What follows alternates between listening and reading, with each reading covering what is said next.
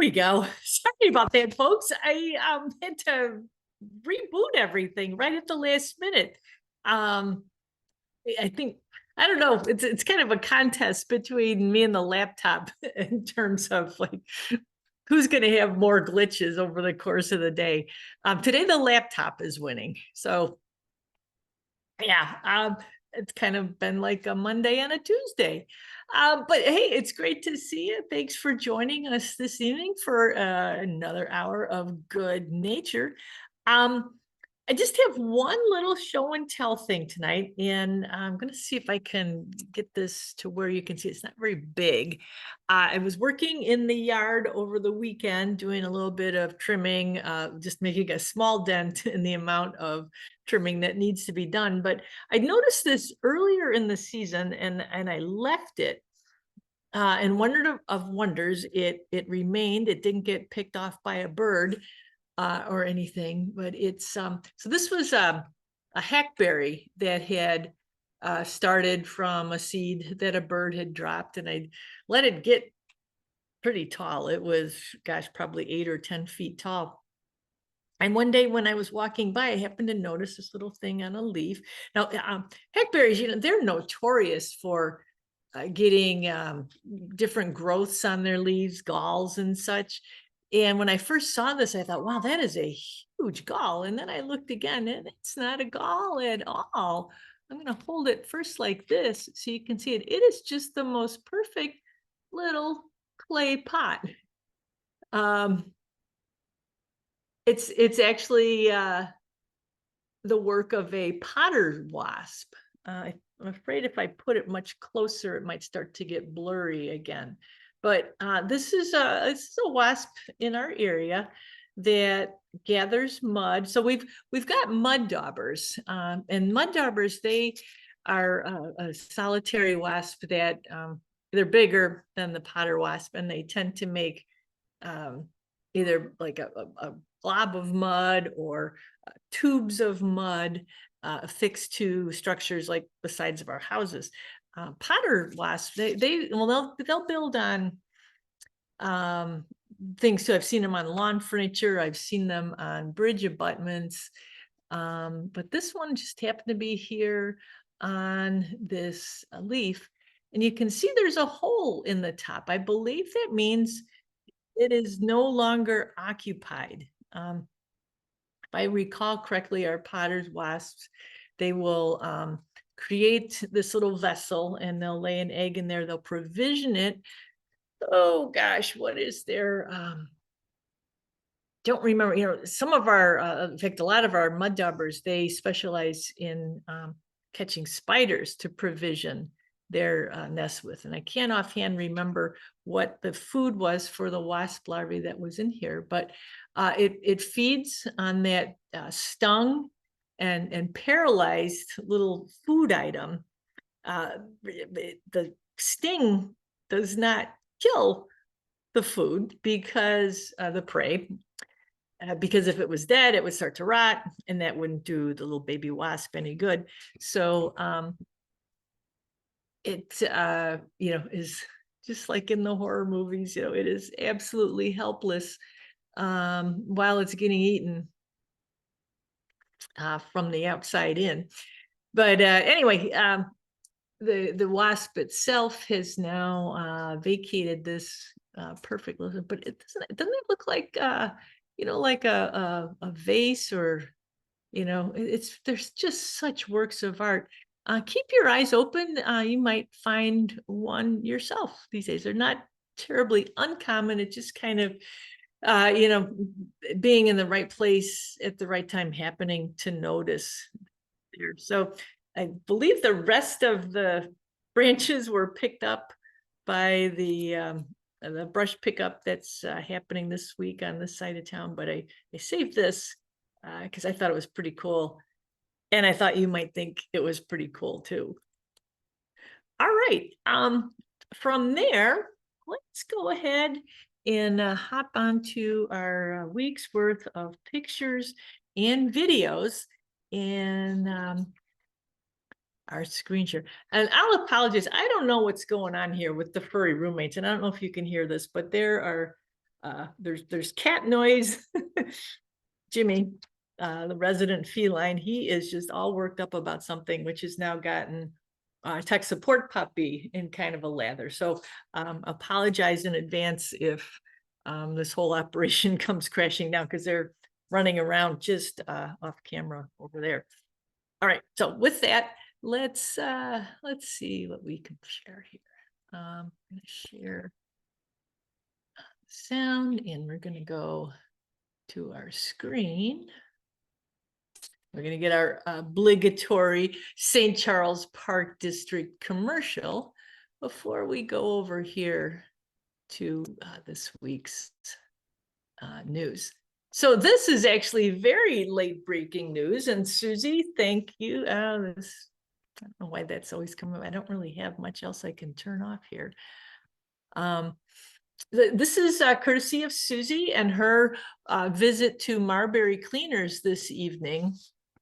And it's a great example of the old saying that persistence pays. Susie had texted me, let's see, what time was that, Susie? It was around 6:30, I think. And you were starting to think that the Swifts were going to be a no-show. And sure enough, a little bit longer, and they started. So Susie texted me at 6:33 that it just didn't look like much was going to happen. Now, we've talked about the Swifts before. They are migrating south on their way to South America, Peru and Colombia, countries like that. And they are using our local chimneys as roosts. And they roosts means rest, a place to rest. So they are coming through here from points north, looking for a place to hang out. And Marbury Cleaners for a long time was like the place to go and see swifts. And then a few years back, the Swifts discovered the chimneys over at Burgess Norton, the factory in Geneva. But there's still some action here at Marbury. And we are getting towards the end of the swift migration through our area. Usually starts around Labor Day. Got off to kind of a slow start, but then it picked up pretty rapidly as we got into the middle of September. But what we're seeing here, this was when the birds first started circling around. They've spotted the chimney there. And then as we go to the next video, which was taken a few minutes after the first one, we'll let it load here. So now you can see the birds are changing the direction on their flight, and some of them are diving in. I tell you, people who go out and count swifts, they have my utmost respect, because there are so many swifts that will fake you out. You can see it a little bit on this video. Some of them are going in the chimney, but there's a few here that instead of going in, they dive off. Whoop, there goes one. They dive off to the side. Susie estimated between 200 and 400 this particular roost. And I don't know what's going on over at Burgess Norton. They had about 900 a few nights ago, down from a high of what I'm estimating was maybe 3,000 or 4,000. 2,200 was an official count. And then about a week later, I was there, and it seemed like there were twice that many. It just went on and on and on, that circle of birds swirling around the chimneys. But they're still here, folks. So if you get a chance, maybe tomorrow night. So these were at, let's see, right, just a little bit before, say like 6:50, right around that range, 6:45 to 6:50. That's the time to go out, right before dusk. And again, limited time engagement. Is that you, Susie? Yeah, and it really, like, I didn't see anything, and then all of a sudden they started circling. And but they didn't show up. I mean, they weren't by my backyard or anywhere. And then all of a sudden they showed up. So it was so exciting. Yeah, I'm glad it worked out, because I know you were hoping to see them, but then we're then less hopeful once you got there and it was quiet. But you got there, let's see, that text, what did I say, 6:30? Yeah, the sun set at 6:33, and I don't think there was much action until about 6:45. But Okay, they were gone before 7. gotcha. Didn't take long. Well, we appreciate that reporting from the field. And anybody else? So this is your viewing from 4th Avenue, right? Right. So yeah, anybody who's local who wants to check this out, Marbury is at the corner of Main Street and 4th Avenue, and this is about a block, quite a block south of Main Street. Nice little area there across the. Some people watch it from Baker, but I've never done that. Yeah. Well, this was a excellent reporting from the field, Susie. Thank you so much. You're welcome. And thanks for sharing the video too. No problem. This is another video, and this came in via email. This is over at Wheeler Park. And this is a woman who works locally and walks there at lunchtime sometimes. And the email that she sent said that she was a little perplexed because she noticed this bird circling and then it came in for a landing. She thought that it might be an osprey. And her understanding is that the osprey's diet is almost exclusively fish. And she's right on all of those accounts as far as osprey habits go. However, this is not an osprey. This is a red-tailed hawk. I believe it's an immature red-tailed hawk. If we look here, and I don't think this is going to let me zoom in, but if we look back here towards the tail, yeah, system resources. There's no red tail showing here, but if you look closely, you can see some thin bands on the top of the tail, some barring on those tail feathers. That's the plumage of a first-year red-tailed hawk. The way it's looking around, I kind of think maybe it thought it was going to catch something. Even adult hawks have a they don't catch something every time they try. I'd heard one time a figure it was like 1 out of 10 tries. I don't remember if that was for a young hawk or an adult hawk, but I remember the instructor likening it to going to the grocery store. And you make 10 trips, but you only come out with a sack of groceries one time. It gives you an appreciation for what these birds go through. Even though they look super cool, they still can be outsmarted by their prey.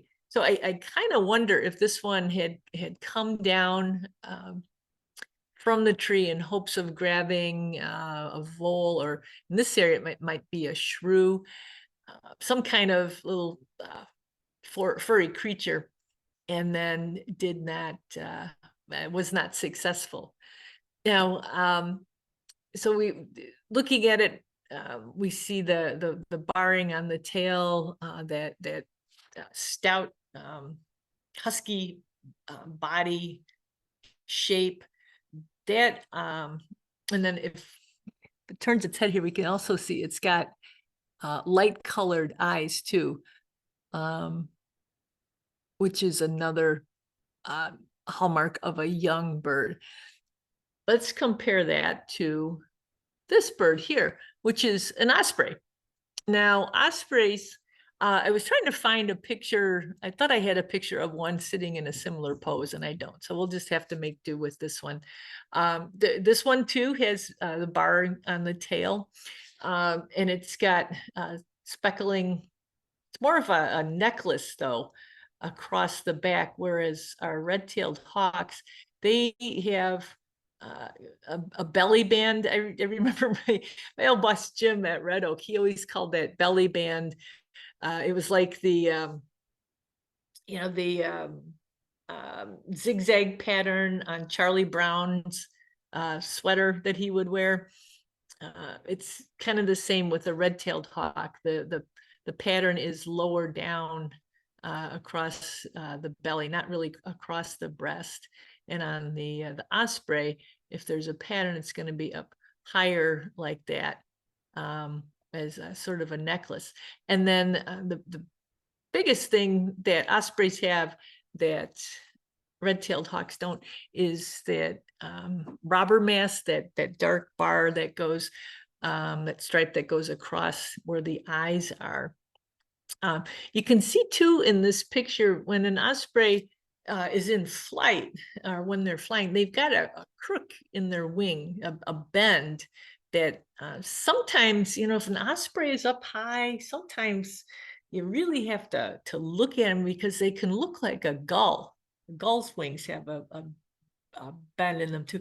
And again, remember guys, I'm not a great birder. I'm an average birder, maybe a little below average, but that's something I, as a struggling birder, I've always had to contend with. You know, gee, is that an osprey? Is that a gull?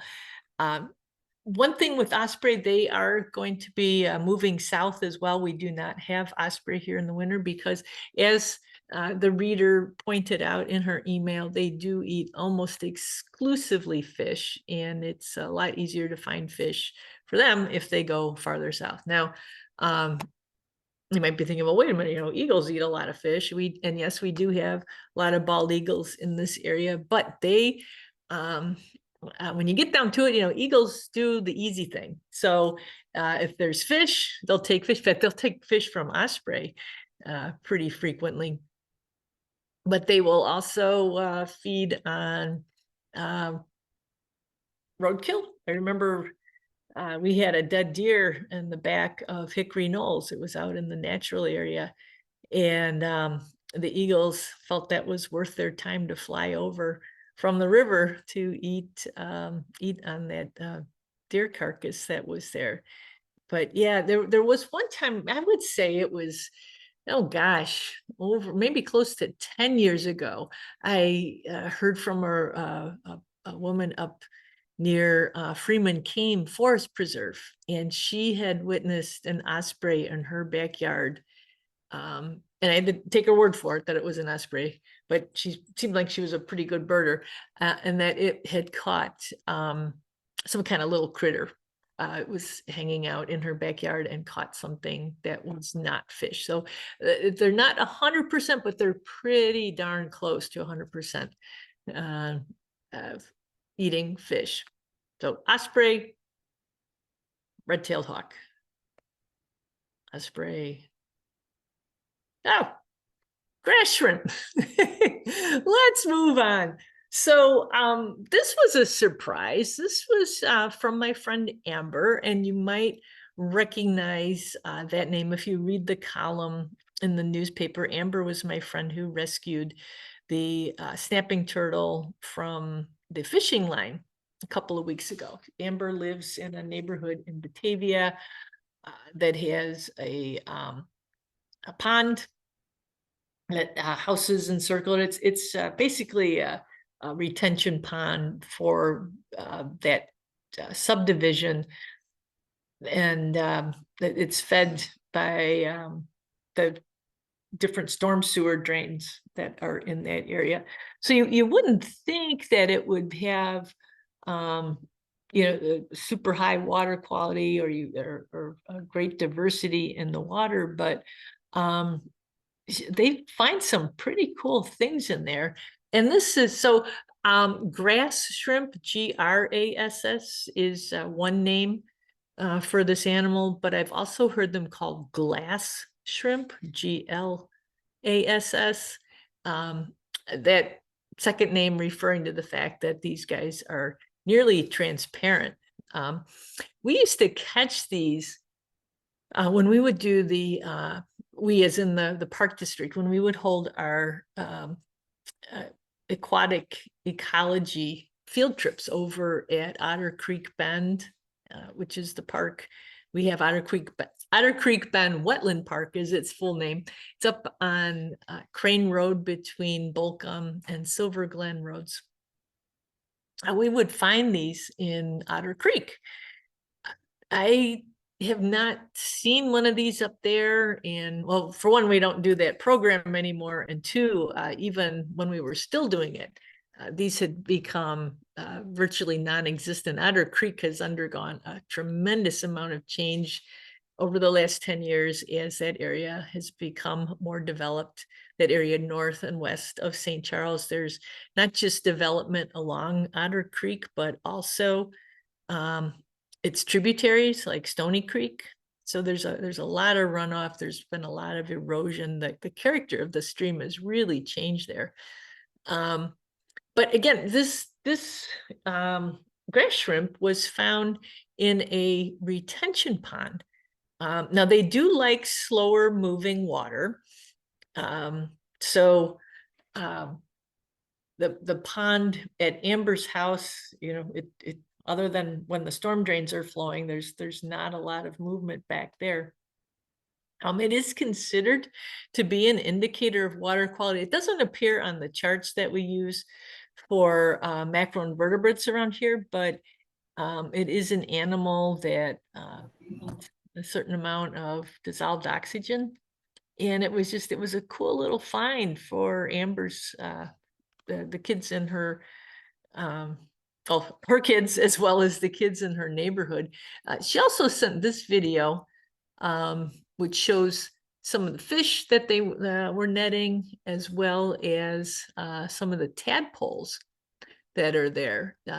She estimates that there are maybe 3 or 4 different kinds of frogs in that pond, including American toads. I'm not great on fish ID, so I'm not sure exactly what we're looking at there, but there's the pond.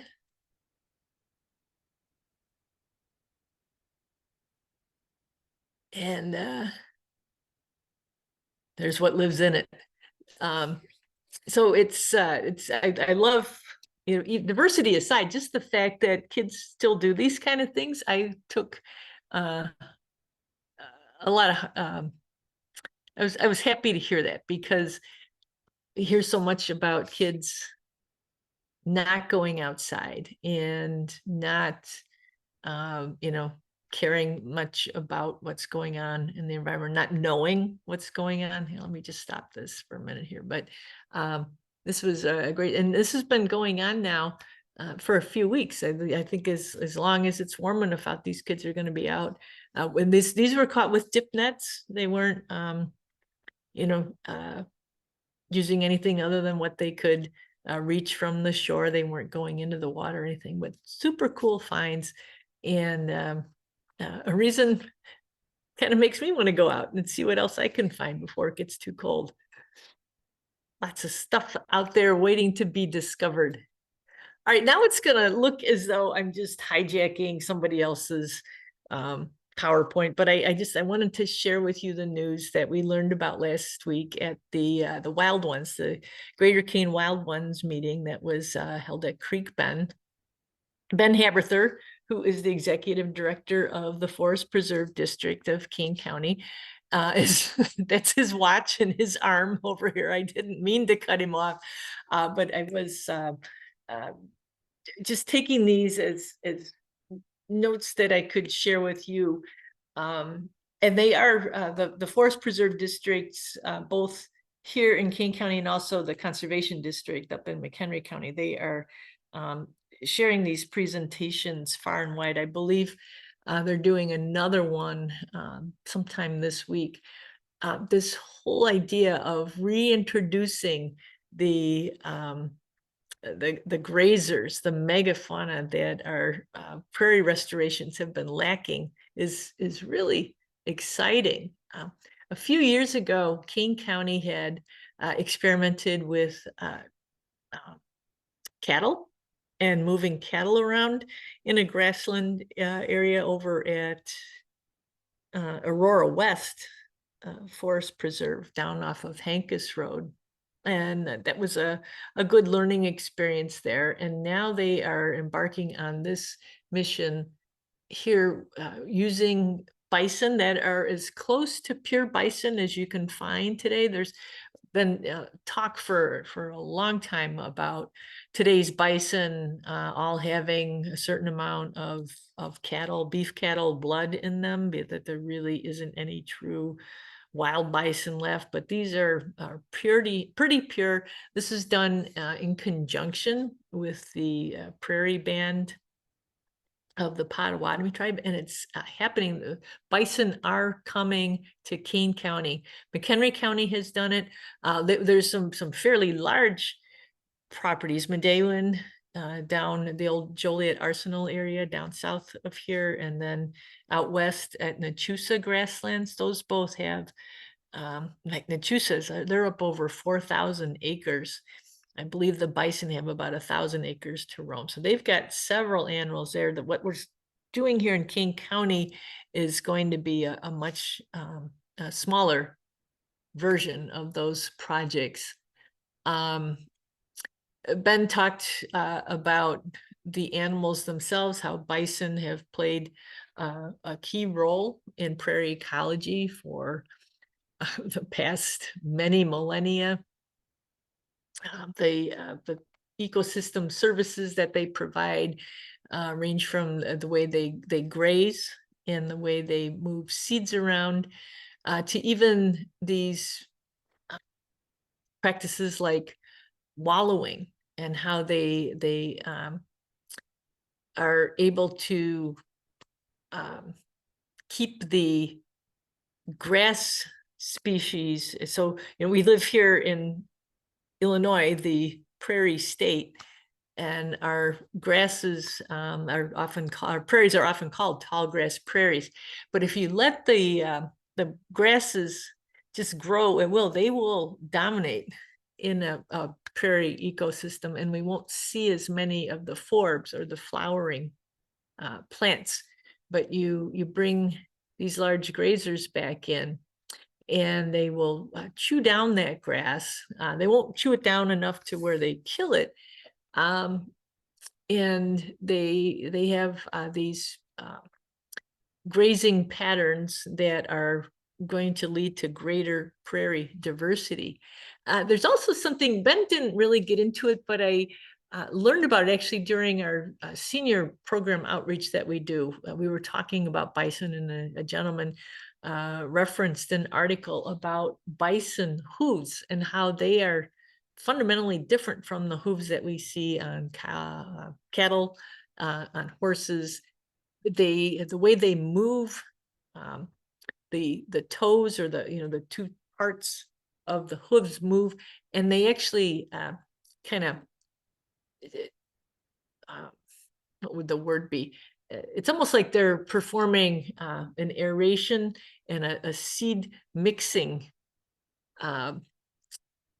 action as they walk through the prairie. Their hooves are very dynamic in the way they move.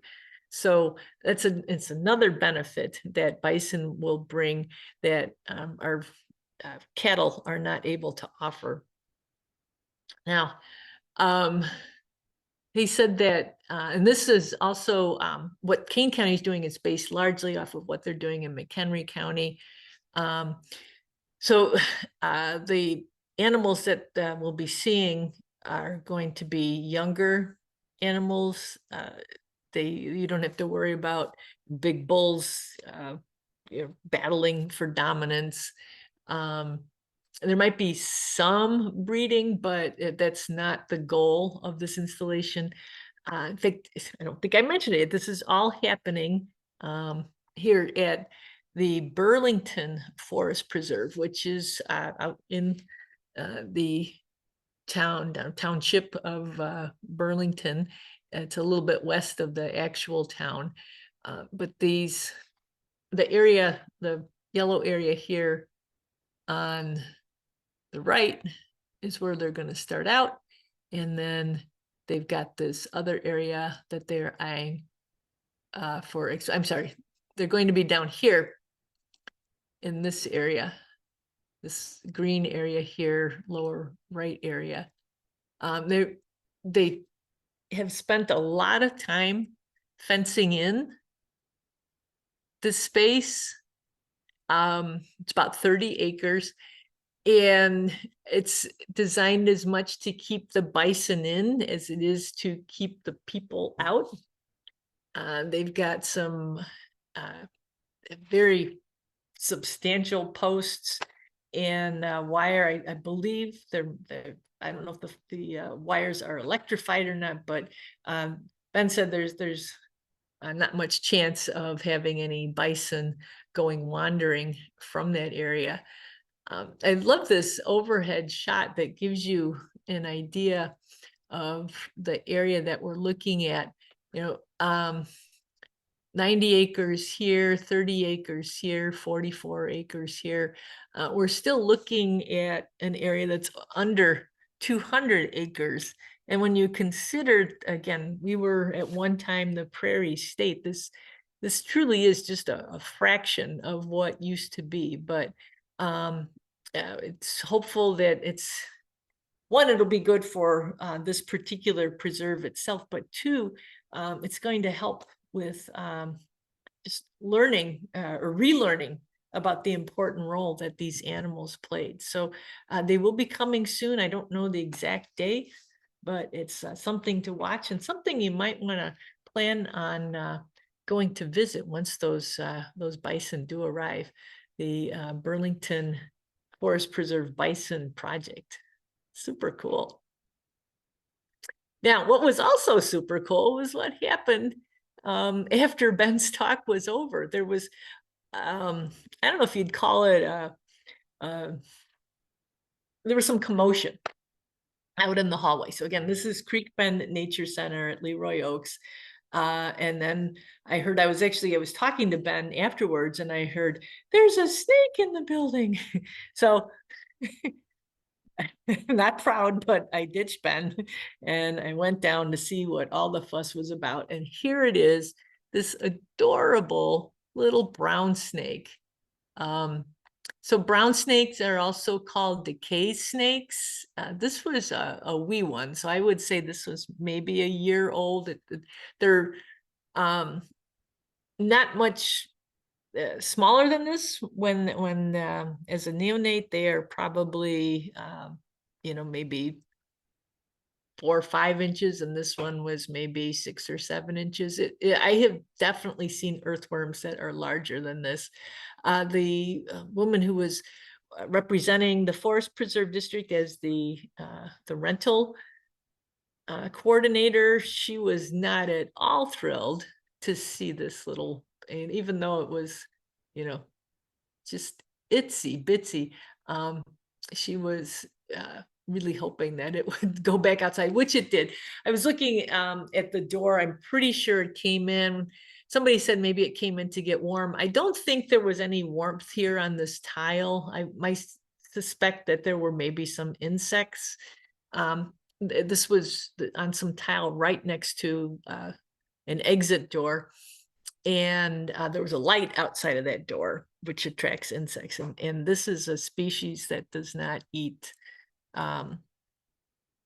things with backbones. We just talked about decay snakes, I believe, last week, but this was another example.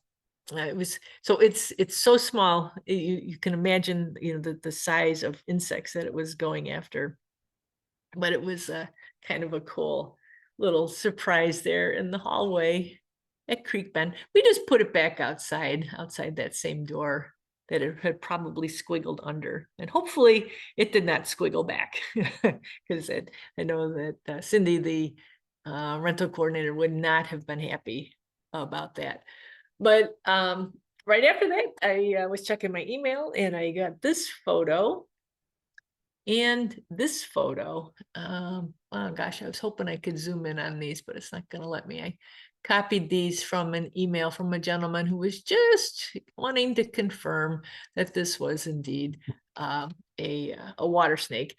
And it is, and this is, I always used to say northern water snake, and I think that's what these would be, but they have now, they as in taxonomists and herpetologists, they seem to be favoring the term common water snake until you go down to the subspecies level. And then there is a northern water snake that is a subspecies, but more and more I've been hearing people just calling these common water snakes. I love this picture because these are snakes that live along the water. And they swim a lot in the water. And this position here that the snake is in really lets you see where the eyes fall on the head. See how they're almost sticking up like you would see on a frog? They don't protrude above the top of the head, but they're positioned very high on the head, which allows the snake to see when it's squiggling through the water. And this one was just a really pretty color. Water snakes, they can vary. Sometimes they're almost black in color. They can be kind of a dull grayish brown. They will always have these bands, but the bands aren't always this prominent. This was just a really gorgeous individual hanging out in the shallows. They prey on fish, but they will also catch frogs and tadpoles too. And they, as a species, they seem to be doing really well in this area. I hear from a lot of people how they've been noticing snakes, not just in the river as this one was, but a lot of our tributaries as well, and a fair amount of retention ponds too. So maybe I should tell Amber to keep her eyes open for these guys as well. Here you can see that eye up here. Yeah, sorry, I can't zoom in any more than that, but super cool, heavy bodied. People always get nervous when they see a fat snake in the water, but we do not have any venomous species in this area. So not to worry. Not that I don't want to get on my venom pedestal, but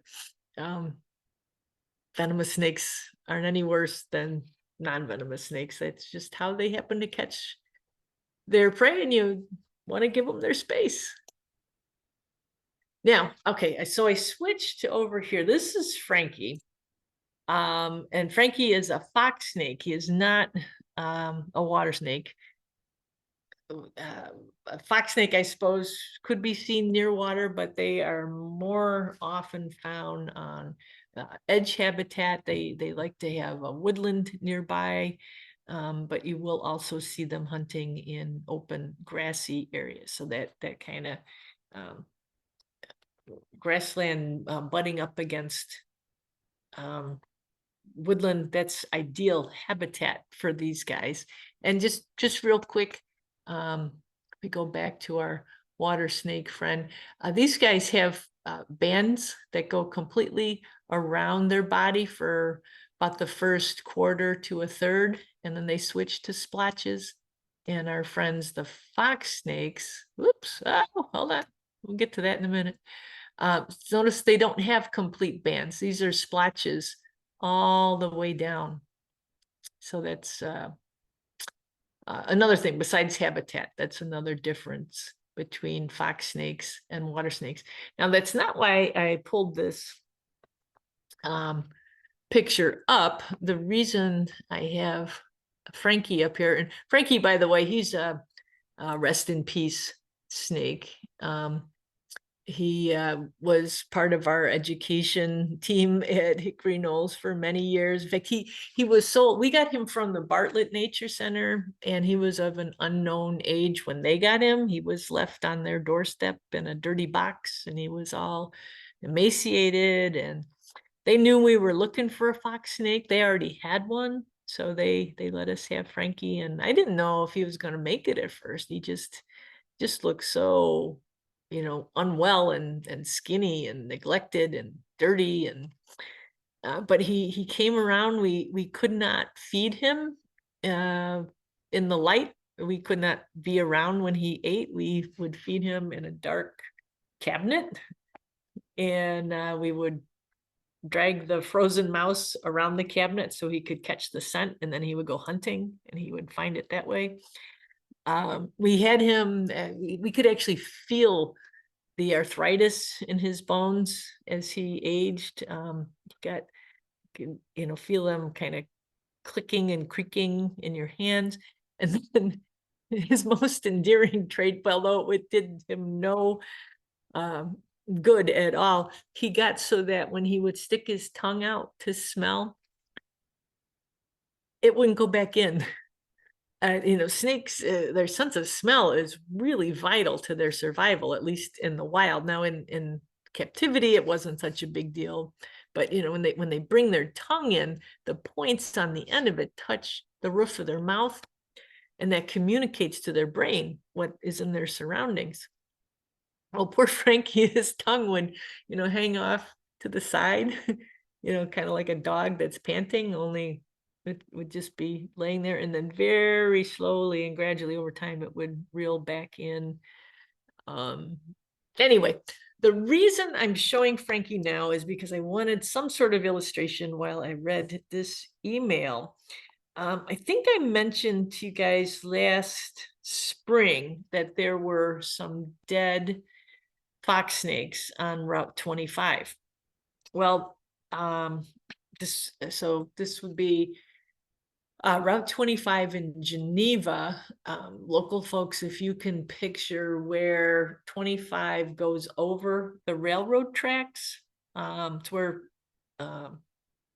let's see, is it called Chrissy Avenue there? Chrissy Avenue comes down off of Route 38, and there's that kind of weird Y-shaped intersection.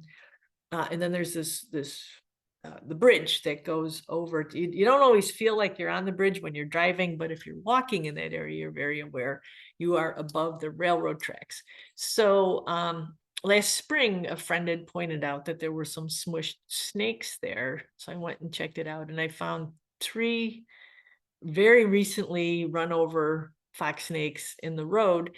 And then there was another older one that I couldn't tell if it had been hit by a car or if it was maybe it had been predated by a bird of prey. It was dried and on the sidewalk. Well, I got this email from a local snake fancier, shall we say, and a snake enthusiast. And she said that I have noticed a whole gaggle of fox snakes trying to cross Route 25 in Geneva, right by Island Park / railroad tracks / water treatment plant. So more clarification there on where the location is. In the spring, it appears they were moving from the rock coverage to the prairie section, and now they have reversed that direction for fall. In the spring, I personally counted at least 15 fox snakes that had been run over. Today, I found 2. So the fall transition is happening because I saw none moving over the summer. My little snake-loving heart can't handle it. I know we can't shut down Route 25, but I would love to preserve some of our local fox snake population. The carnage of last spring made me incredibly sad seeing all of them dead, but I'm not sure what we can do. It's an absolutely awful spot for them. I was hoping maybe you had some ideas on how to help this issue. Thanks so much. Frankly, I really don't. In some areas, I'm nearly positive that this all these snakes getting run over this year is because of the construction that's being done. Metra is adding a 3rd rail line through Geneva. It's supposed to clear some of the congestion that the railroads are experiencing in this area. So that whole area has been torn up for quite a while. And if you're driving, you might be aware of it because they've also been modifying the bridge, the overpass that the train goes over Route 31, and they've also been working on the crossing at 3rd Street in Geneva.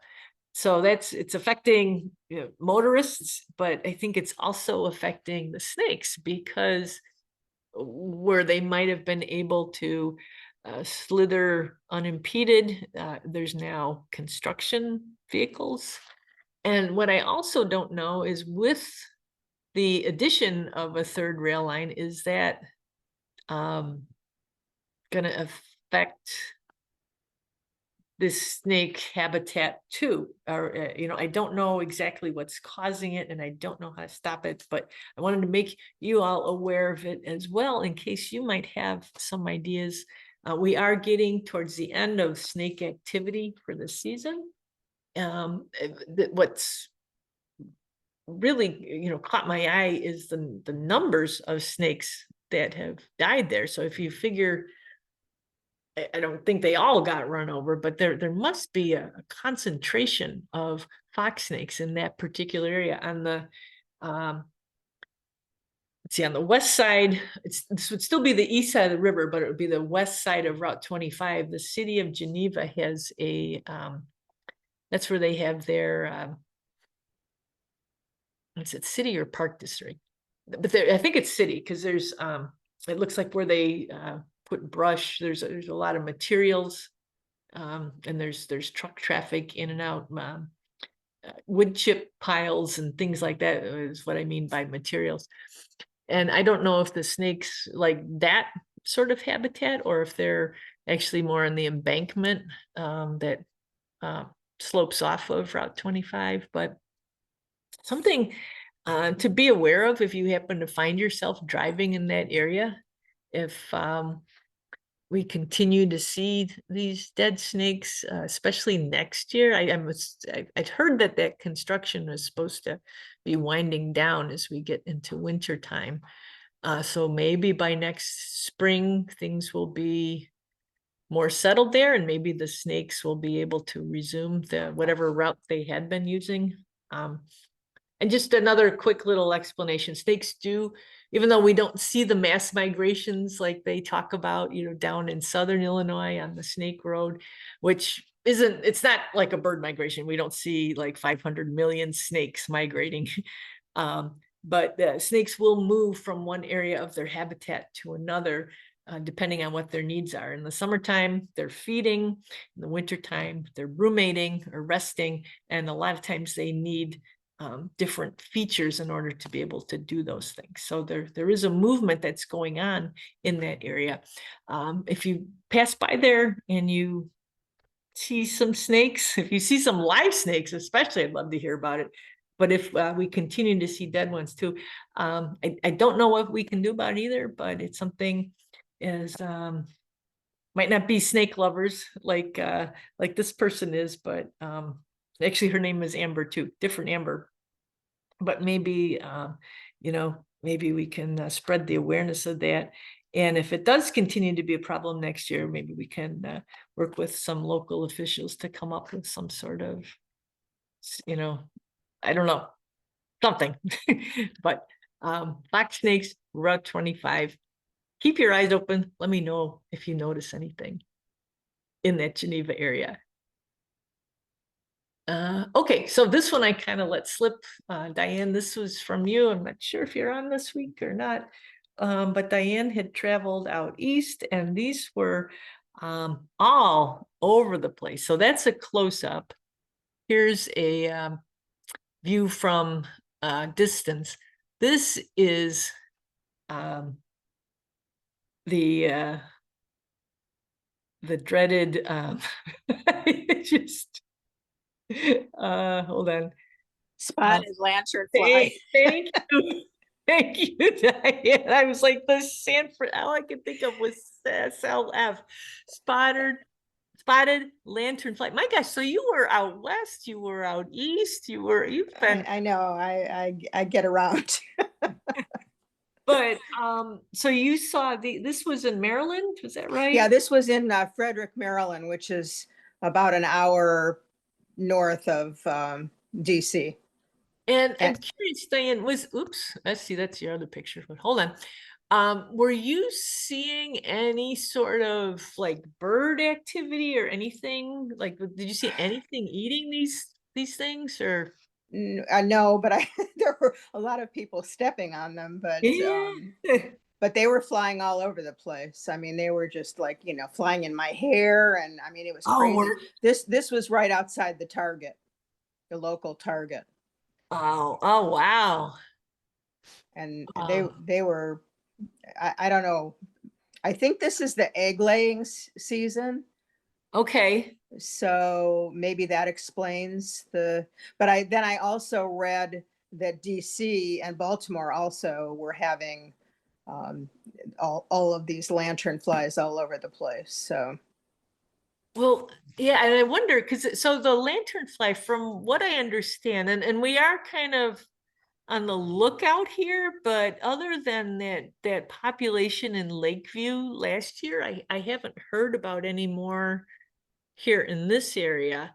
But yeah, we are at the time of year when they would be the adults. I do not believe, I don't think the adults overwinter. I think this is a species that overwinters in the egg stage, and those egg cases I would think would really blend in on a surface like we see here in these I believe that's a split faced concrete block.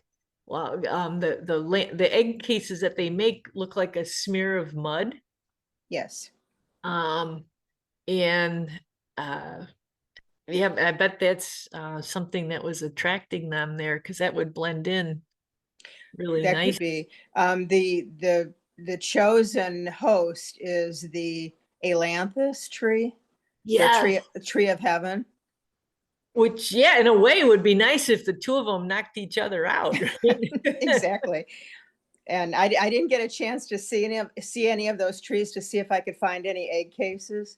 Okay. But it's supposed to be like a patch of mud. It looks like a patch of mud on the tree.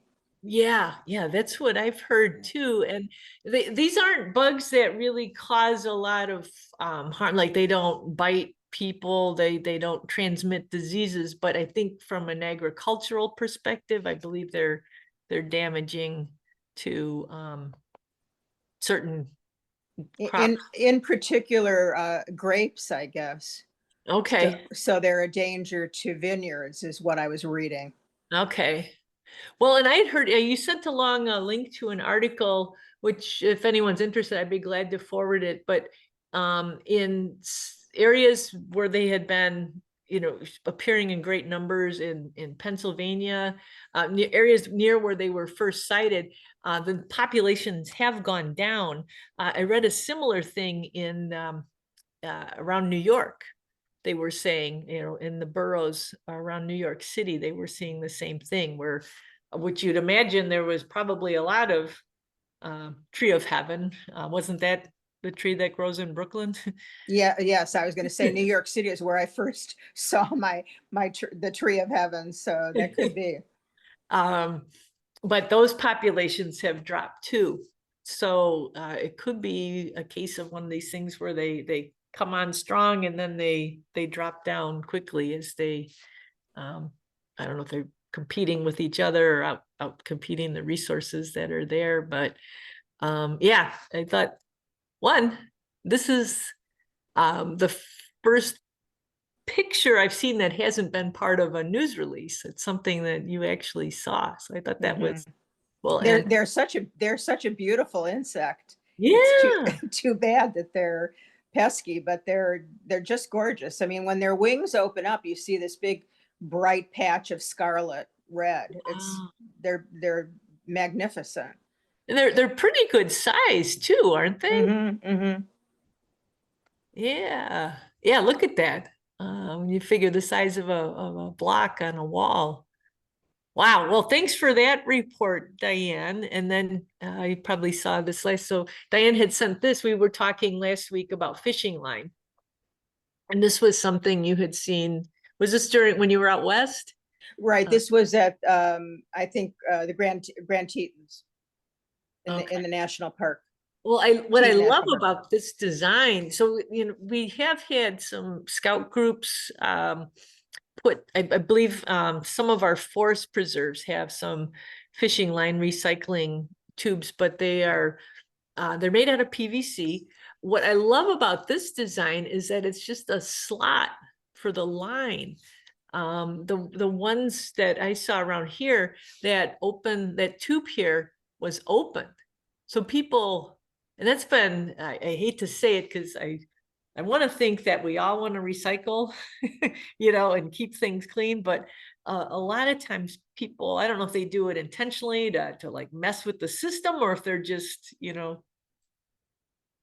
see a round hole and they, will shove not fishing line in those holes, cans or diapers, just, yucky things like that. But this, you really can't put too much else in there besides fishing line. So I love that design.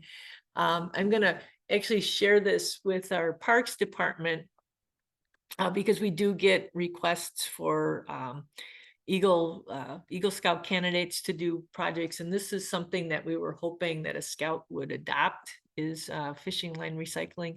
And I would like to suggest that they use a design like this, because I think that would be more successful than just the open tube on the end. So thanks for sending that too, Diane. Much Great. appreciated. Thanks for sharing it with others. I appreciate that. Hopefully we can make a dent there, because yeah, it's not going to get on that rant, but fishing line, huge problem. All right, with that, let's stop the share. And looks like we got just a couple of chats to get to. All right, Wallace, I've been seeing the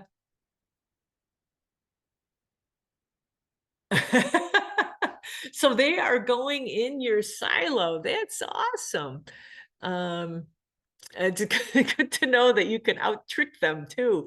And it's funny, and maybe that's another reason I'm just a mediocre birder, but I know there's a lot of birders who get up before the sun is up so they can see that activity once the sun rises right at dawn. That very rare occasions I might see the sun up, but I'm much more likely to see it going down. But I've always been curious what we see as the vortex or the cyclone going down into the chimney at night. Is it a reverse cyclone coming out in the morning? Maybe someday I'll check that out. Not tomorrow though. Yeah, well, morning's not so, dawn is not so early these days. That's But true. the thing that they're struggling with is that it's because it's a silo, it doesn't have a hole at the top. It's sort of like, I don't know, there's like this sliding thing that so it's on the dome. Okay. So it's like a vertical slat. So they seem to be, they really have to keep circling to get in there. So they don't really have that vortex, but they're all making it in and they're scrambling around. And I'm really curious. And if anybody else is, or you are, I want to get out there because I can look from the bottom of the silo. I can look up. I always am curious what it looks like inside a chimney full of swifts, because so many of them go into such a small space. And I'm wondering what it's like in there. Yeah. So they're coming in, it wouldn't be right at the top, it would be kind of off to the side and then down. Yes. Okay. But they sure are joyful when they pop out in the morning. Oh, I would love to see that. About 6:45, 6:50 tomorrow morning, or tomorrow night about 6:50. Okay. I I have a class tomorrow night. I'm still, I keep thinking, so I don't know, is it the same swifts night after night, or they're different ones? I would think at this time, I'm not sure how long migrating swifts stay in an area, but my understanding is that there's this continual movement. So they're only in an area, for a short time because they want to keep putting the miles on to get farther south. But I think the more swifts that are using a roost, the more traffic you'll get. I use that analogy before of, travelers looking for the restaurant with the most cars. Yeah. So I don't think, and I don't know either. Or do you know, Wallace, if you had any that were staying there in the summertime, or has this been a fairly recent thing that you've noticed? I don't know. I stick my head in there all the time and I try and see up to the top to see what is going on up there. And I Yeah. can't really, because I also have bats. Okay. So at first I Oh. thought that there were bats up there, but it's really far up there. Anyway, I put my phone number in there if anybody wants to contact me or if anybody wants more Okay. information or a viewing. I will Give me make a note of give me a that.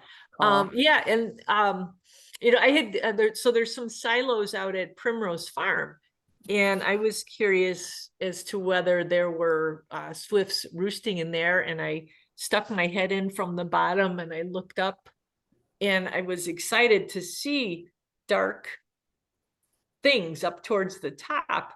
But Mhm. then I got my binoculars, I looked, and it's all paper wasp nest. Right. That's why all over. I can't really tell. I had a friend over today and he said he's got some really good binoculars if I want to borrow them.